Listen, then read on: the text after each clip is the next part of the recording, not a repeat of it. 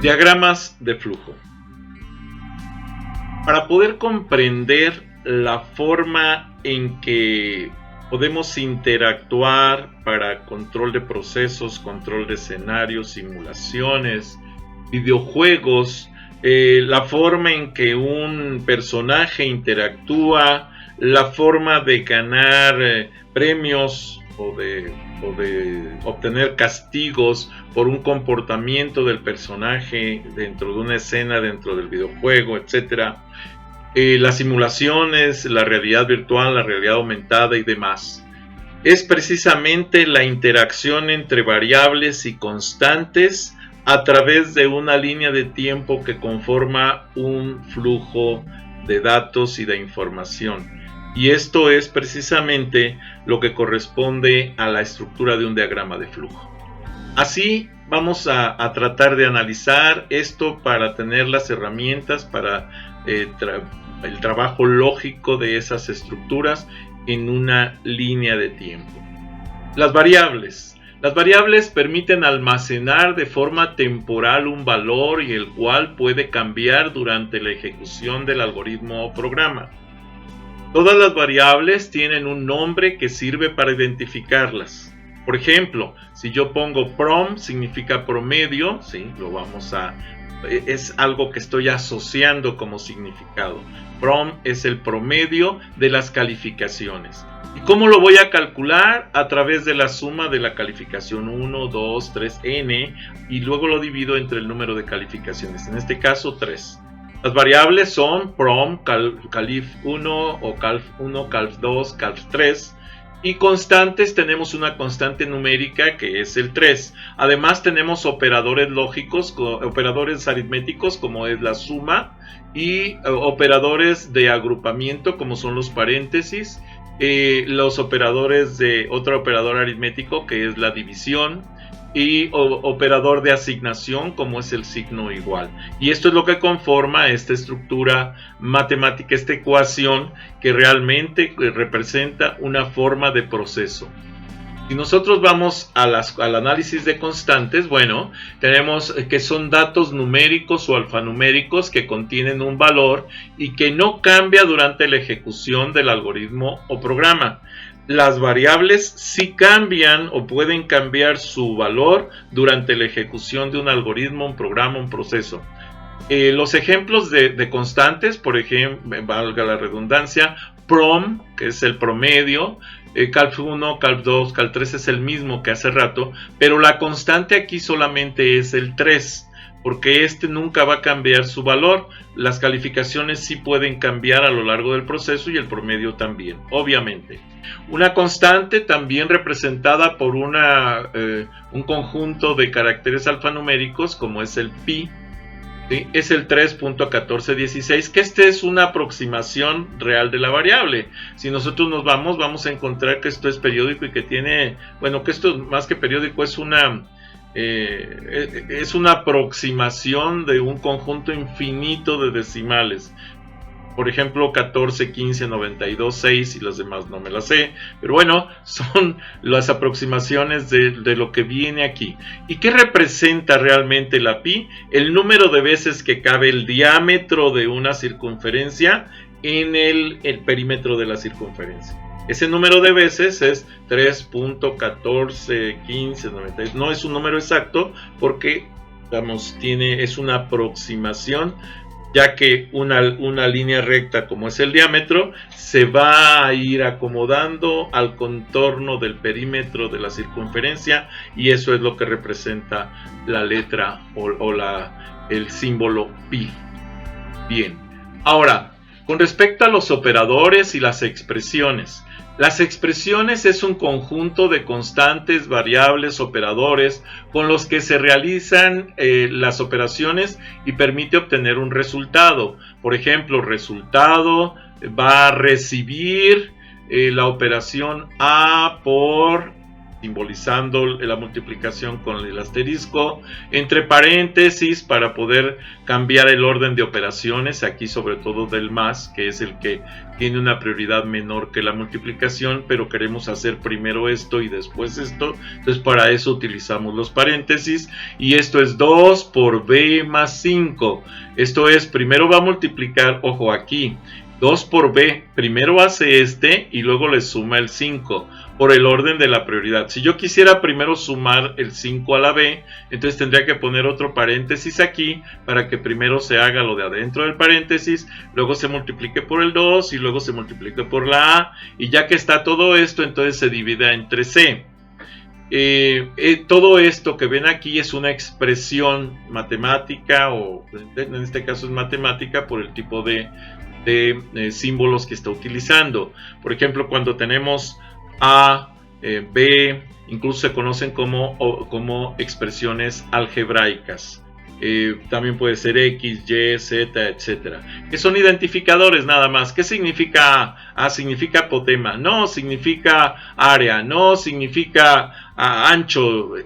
Bueno, se puede significar cualquier cosa, depende del contexto que tú le pongas a la expresión. Es un simple nombre que le estoy dando a un dato. Ese dato está extraído de algún lugar y de alguna manera. No tiene por qué tener un valor específico, tú le puedes cambiar el valor a como sea necesario dependiendo del contexto que estés utilizando para el desarrollo o la evaluación de la expresión. Así tenemos calificación final, recibe, ¿sí? La operación que va desde la suma de las calificaciones entre el total de calificaciones. En este caso son 2 calificaciones entre 2. Es un promedio, de hecho la calificación final aquí representa el promedio de estas 2 calificaciones. Operadores. ¿Qué son los operadores? Bueno, los operadores es un símbolo que permite manipular los valores de variables y o constantes. Son operadores matemáticos, por ejemplo, la potencia, que se puede simbolizar con este acento, se conoce como acento francés, o con un doble asterisco. Esto también representa una potencia. El asterisco sencillo representa la multiplicación. La diagonal normal representa la división. Div representa una división entera y mod representa el módulo de la división o el residuo de la división. Aquí tenemos que tener mucho cuidado porque también podemos utilizar la diagonal invertida para lo que es la división entera, dependiendo del lenguaje con el que estemos desarrollando las expresiones y los operadores aritméticos que vayamos a utilizar. También tenemos el más y el menos. ¿Por qué están separados en estos 3 renglones? Porque tienen diferentes prioridades de ejecución. Así, los más prioritarios, o sea, aquellos que se van a ejecutar primero, si no hubiera ningún paréntesis de por medio, van a ser los del nivel 1. Después se ejecutarían los del nivel 2 y por último se ejecutarían los del nivel 3, y esto se conoce como orden de prioridad para la ejecución de los operadores aritméticos. Los operadores con igual nivel de prioridad se evalúan de izquierda a derecha. ¿Sí? Esto es, los primeros que aparecen de la izquierda a la derecha van a ser los que se van evaluando. Operadores de asignación son el símbolo igual, por ejemplo, y esta flechita que significa asigna, ¿sí? Asigna a lo que tengas de este lado. Sirve para recuperar o guardar los valores obtenidos al realizar o ejecutar una expresión. También tenemos operadores de relación. Esto es cuando queremos relacionar 2 objetos, 2 variables, 2 constantes, etc. Entonces podemos decir que es mayor que, menor que, mayor igual que, menor igual que, igual a, diferente de y no igual a. Son los operadores relacionales o de relación. Son empleados para comparar 2 o más valores. Su resultado produce valores como verdadero y falso y tienen el mismo nivel de prioridad todos ellos. Los operadores lógicos u operadores booleanos tenemos aquí, por ejemplo, para la compuerta AND, es la compuerta y. Esto es valor 1, valor 2 y el resultado. Y la compuerta AND me dice que para que el resultado sea cierto, las dos variables tienen que ser ciertas. Si una de ellas es falsa, el resultado es falso. Y si las dos son falsas, el resultado es falso. La compuerta OR también me dice que es un comparativo de las variables, variable 1, variable 2 y resultado. Aquí solamente me dice, mira, con que se cumpla que cualquiera de las variables sea cierta, entonces tu resultado va a ser cierto. No necesito que tenga las dos. Si no, pueden ser las dos o puede ser una sola, cualquiera de ellas. Pero si las dos son falsas, entonces es falso. Ahora, el not. El not es simplemente cambiar el valor de la variable hacia el valor contrario. Si este es cierto, entonces será falso. Si este es falso, entonces será cierto. Son empleados para comparar dos valores, verdadero y falso. Su resultado produce valores como verdadero y falso, y los tres tienen el mismo nivel de prioridad, tanto el AND como el OR como el NOT, que son precisamente compuertas, operadores lógicos que dan origen a las compuertas lógicas. Así tenemos entonces la prioridad entre los operadores. El nivel 1 lo tienen los matemáticos, el nivel 2 los tienen los relacionales, el nivel 3 lo tienen los operadores lógicos y el nivel 4 los de asignación. Entonces, este es el orden en el que van a ejecutarse si no existen paréntesis de por medio. ¿Por qué insisto tanto en si no existen paréntesis de por medio? Porque simplemente los paréntesis lo que hacen es cambiar el orden de ejecución de los operadores. Entonces tenemos matemáticos, son los más rápidos, son los que se ejecutan en primera instancia. Relacionales son los que se ejecutan en segunda instancia, después los lógicos, después los de asignación. Recuerden que dentro de cada uno de ellos hay un orden. En este caso, los matemáticos, tenemos primero lo que es la potencia y la raíz, enseguida lo que es la multiplicación y la división, y por último lo que es la suma y la resta. Muy bien. Este es el orden de prioridad, son las formas en que se van a ejecutar. El diseño de algoritmos, alternativas de solución, es la forma de representar la secuencia lógica de ejecución de instrucciones. Esta puede ser a través de diagramas de flujo o de pseudocódigo. Los diagramas de flujo, sí, es una representación gráfica de un proceso. Los pseudocódigos es una prosa, una narrativa lógica del proceso. Eso es un texto, en pocas palabras. Diagramas de flujo, sí, es empleado para representar la solución de un algoritmo empleando figuras geométricas, donde cada una de ellas representa en particular una tarea específica que realizar. Las más comunes son el rectángulo, que se utiliza para identificar las acciones a realizar, es decir, este símbolo indica el proceso a realizar. Entonces, un rectángulo no inclinado, recto tal cual, es un símbolo del proceso. Un trapezoide como el que vemos aquí indica entrada o lectura de datos. Esto es una entrada o lectura de datos. El rombo. Este rombo es la caja de decisiones y representa las alternativas con solo dos posibles opciones: el sí o el no. Si se cumple la condición es sí, si no se cumple es no. Puede ser invertido, sí, se puede representar en cualquier orden. Puede estar una de las salidas aquí y la otra acá también, o acá y acá también. Nada más dos son las que pueden aparecer para que sea una decisión simple, en donde podamos decir si se cumple o no se cumple, únicamente. El siguiente es precisamente los círculos, que son utilizados para indicar el inicio y el final del algoritmo. Esto es, siempre vamos a arrancar con un inicio y siempre vamos a terminar con un final, porque una característica de los algoritmos y de los diagramas de flujo es que siempre deben de tener inicio y siempre deben de tener final. El cono, como lo vemos aquí, se utiliza para indicar una salida por pantalla. De hecho, esto representa un CRT, un tubo de rayos catódicos, que era la representación básica de los monitores en la antigüedad. Bueno, en antigüedad estoy hablando de 1950 para acá, pero los tubos de rayos catódicos fueron utilizados para eso. Aunque fueron inventados en 1880 aproximadamente, pero fueron realmente utilizados para mostrar imágenes y demás, ¿sí? En 1950 aproximadamente, 40, ya se empezaban a utilizar.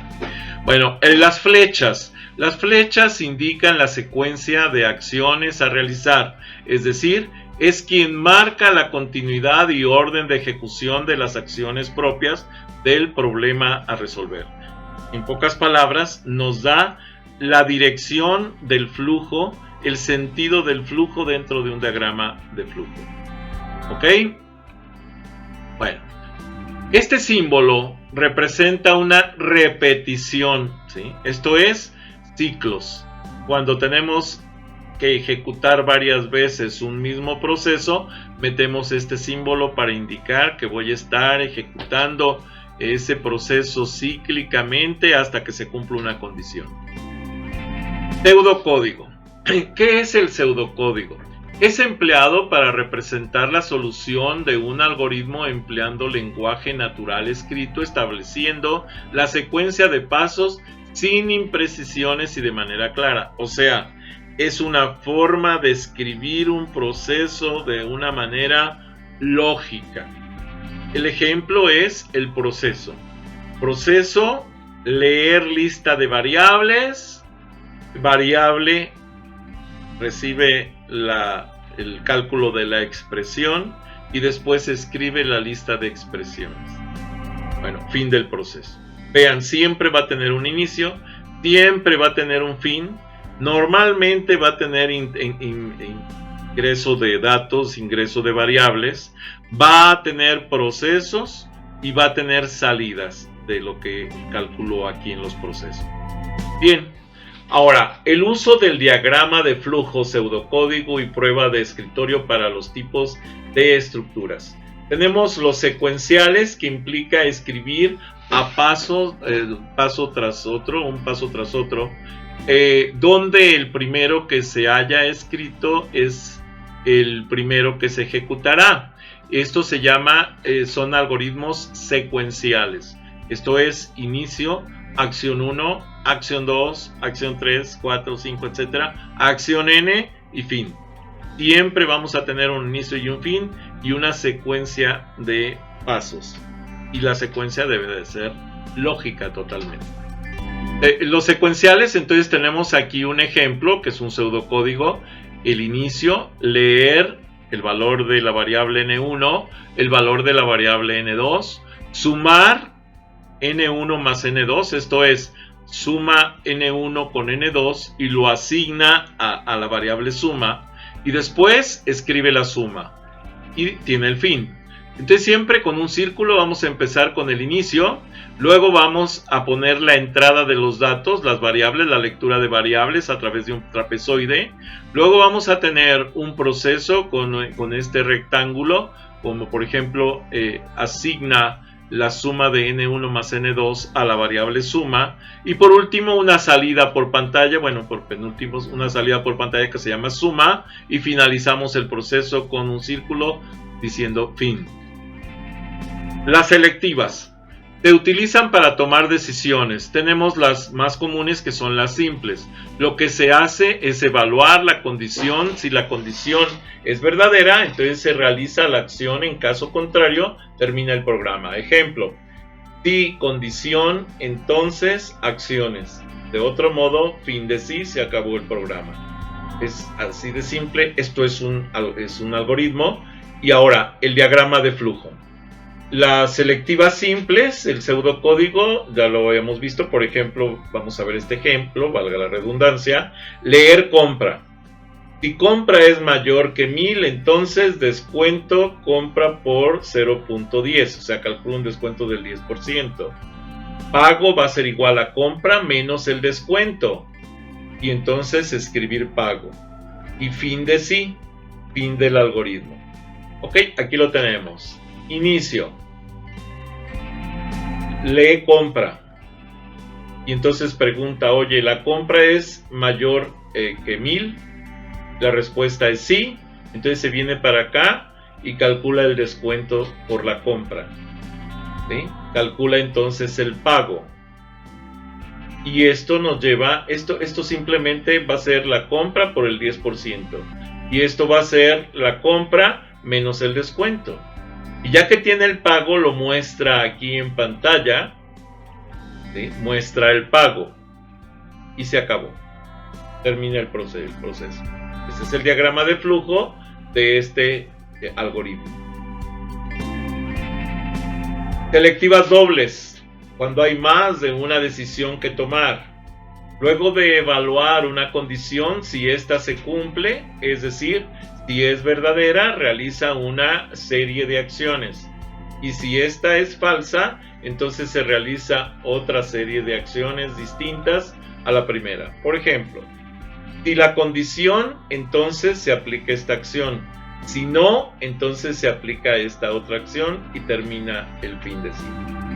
Entonces pregunta, oye, el inicio, va a leer la edad. Bueno, el algoritmo que va a aplicar es este. Inicio, leer edad. Si la edad es mayor que 18, entonces escribir mayor de edad.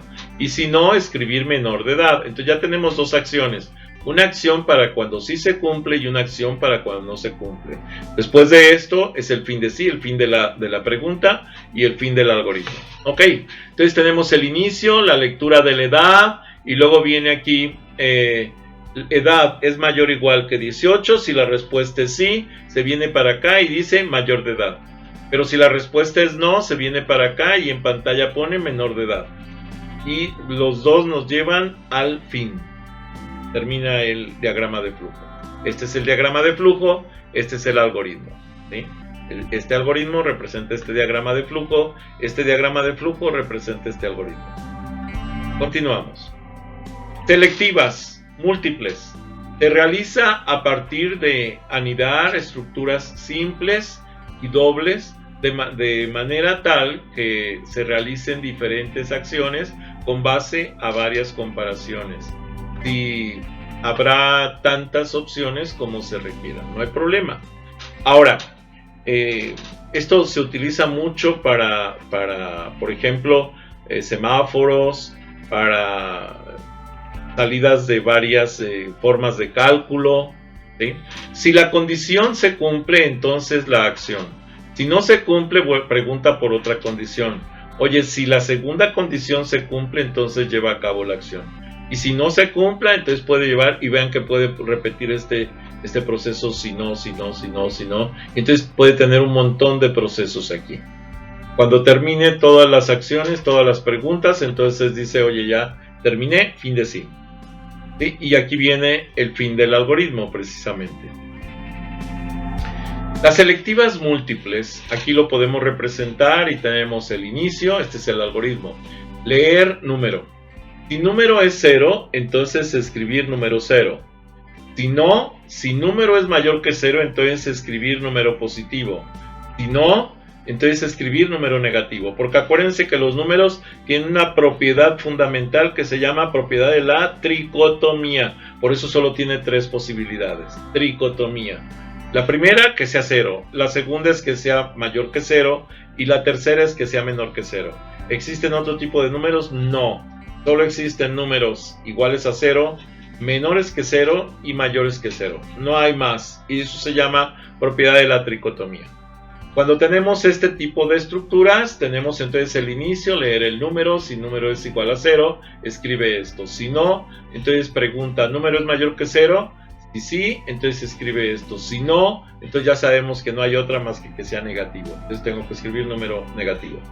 Este es el fin de sí para la primera estructura, este es el fin de sí para la segunda estructura y este es el fin para el algoritmo. Si nosotros lo representamos en un diagrama de flujo, nos dice inicio, leer número, preguntar por el número si es igual a 0. Si la respuesta es sí, escribe número es 0. Se acabó.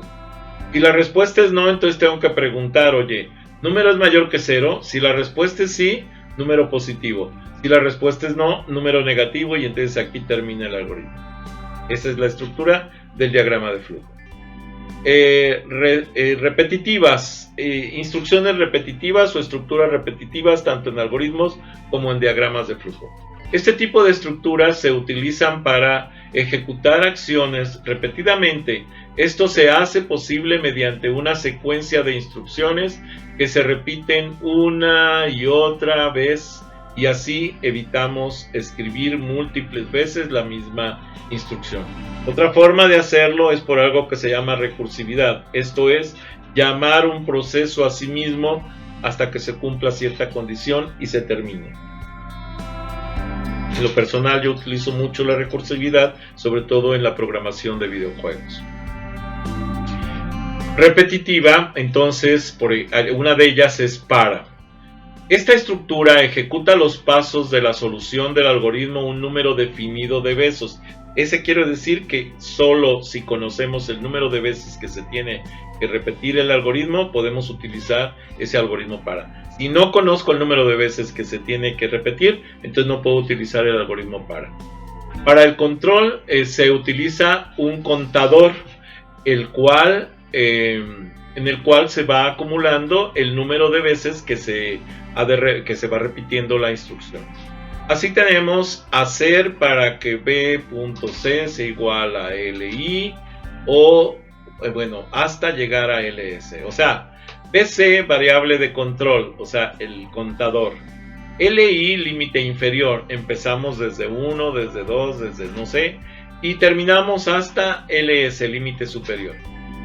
¿Y qué es lo que va a hacer la acción 1, 2, 3, la acción n? Todas las acciones que quieran dentro de esto. Cada uno de estos es un ciclo completo hasta que se cumple la condición de que llegó al límite superior y entonces llega al fin de para.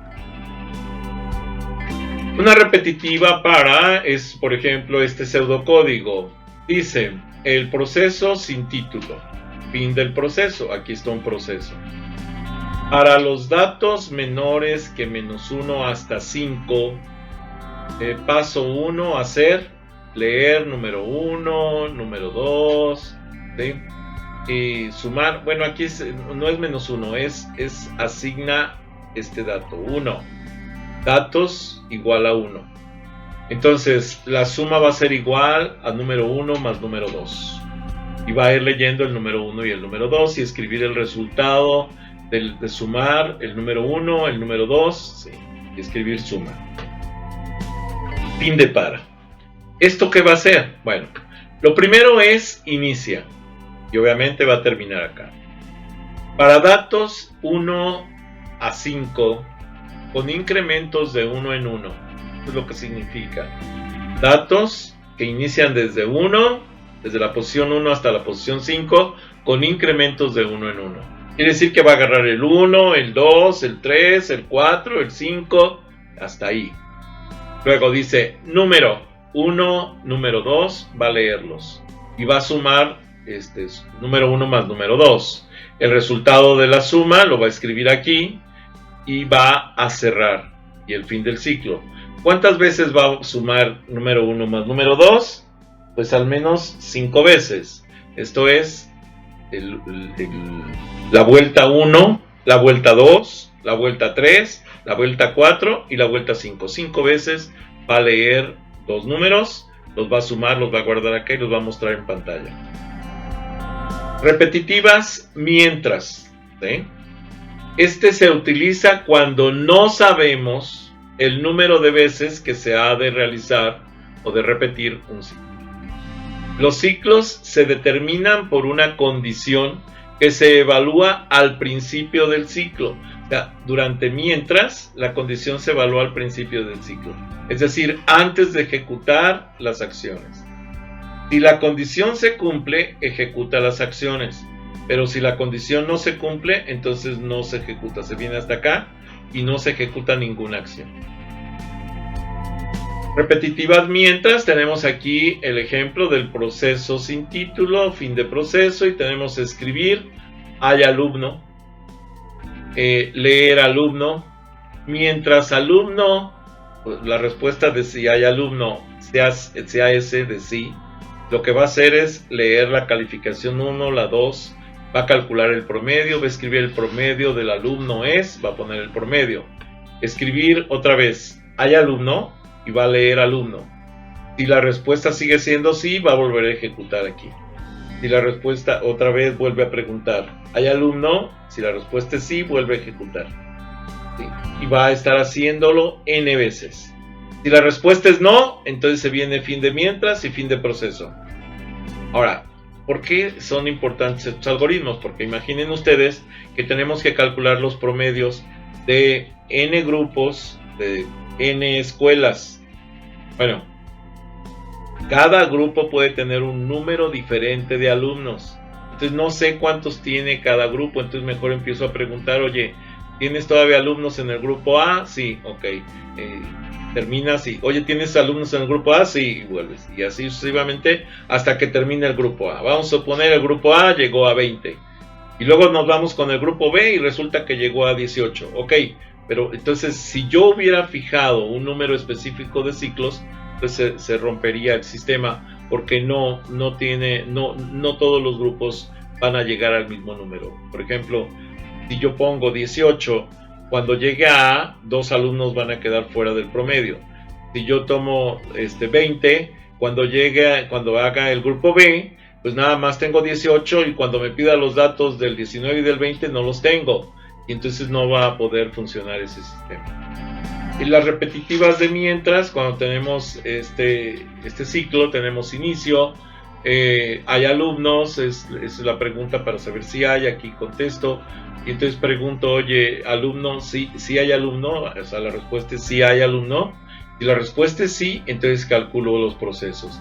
Calificación 1, la lectura de calificación 1, calificación 2, calculo el promedio y escribo el promedio en la pantalla, y después vuelvo a preguntar, oye, ¿hay alumnos? Si la respuesta es sí, se viene para acá y vuelve a empezar.